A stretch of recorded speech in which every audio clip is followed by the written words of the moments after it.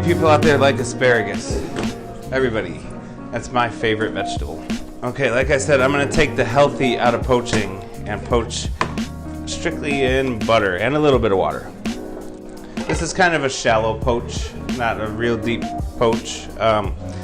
So first thing, I have 2 parts butter, 1 part water.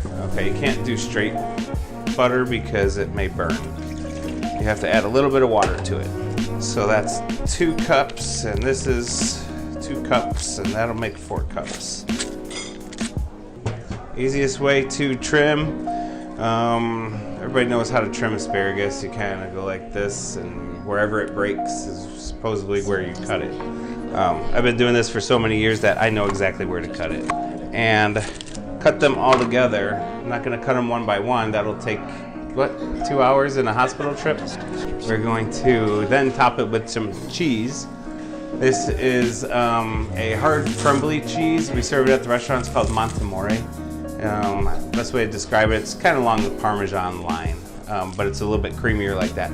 You don't want to use a soft, melty cheese on this. You want something firm that's going to hold up to it. And we're also going to garnish it with lemon zest, okay?